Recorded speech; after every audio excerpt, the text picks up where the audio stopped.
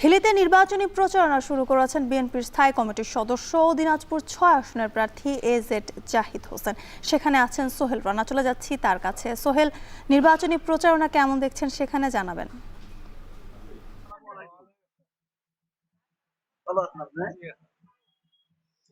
যেটিকা বেশ জমে উঠেছে। তৃতীয় দিনের মতো আজকে নির্বাচনী প্রচারণা চলছে সারা দেশে। সেই ধারাবাহিকতায় দিনাজপুর ৬ আসনে যেই নির্বাচনী প্রচারণা সেটি কিন্তু জমে উঠেছে। আমরা দেখেছি কিছুক্ষণ আগেই দিনাজপুরের বিরামপুর যে উপজেলা রয়েছে সেই উপজেলার কচুয়া মির্জাপুর এলাকায় কিন্তু বিএনপির যে স্থায়ী কমিটির সদস্য doctor A Z M Zahid Hossain এই আসনে কিন্তু ধানের শীষের প্রার্থী, তিনি কিন্তু প্রচারণা চালাচ্ছেন এবং সেই জায়গাটিতে আমরা রয়েছি। আমরা একটু দেখানোর চেষ্টা করবো যে আসলে এই জায়গাটি আদিবাসী অধ্যুষিত একটি এলাকা। এই জায়গাতে আদিবাসী এলাকা হবার কারণে যারা আদিবাসী সম্প্রদায়ের লোক রয়েছেন তারা কিন্তু বেশ উচ্ছ্বাসিত তাকে পেয়ে। আসলে তিনি একজন জাতীয় নেতা হবার কারণে তার প্রতি আসলে আস্থার জায়গাটি এই আসনে কিন্তু মানুষের তৈরি হয়েছে। তবে এই জায়গাটি একটি প্রশ্ন রয়েছে যেটা, সেটি হচ্ছে যে আসনটি কিন্তু আমরা বিগত সময়ে যেটি দেখেছি যে এটি একটি জোটের আসন। এই জোটের আসন হবার কারণে বিগত সময়গুলোতে জামাতের যে প্রার্থী তাদেরকে বিএনপির পক্ষ থেকে সমর্থন দেওয়া হতো।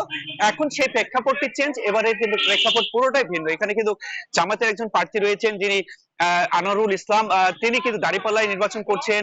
এছাড়া বিএনপির স্থায়ী কমিটির যে সদস্য doctor A Z M Zahid Hossain, তিনি ধানের শীষে প্রার্থী নির্বাচন করছেন। এই যে লড়াইটি, আসলে লড়াইটি বেশ জমজমাট বলা চলে, জমে উঠেছে এই আসলে। আমরা যেটি খেয়াল করছি যে আসলে প্রতিশ্রুতির যে ফুলঝুরিতে প্রার্থীরা থেমে থাকে সেই জায়গা থেকে কিন্তু বেরিয়ে আসার জন্য কিন্তু ভোটাররা বারবার কিন্তু প্রার্থীদের কাছে বলছেন যে আমরা প্রতিশ্রুতির মধ্যে থাকতে চাই না, আপনাদের যে প্রতিশ্রুতি সেগুলো কিন্তু যেন তারা না চায়, সেই জায়গা থেকে কিন্তু তাদের দাবি রয়েছে। এবং বিশেষ করে এই আসনটি কিন্তু বেশ বড় একটি আসন।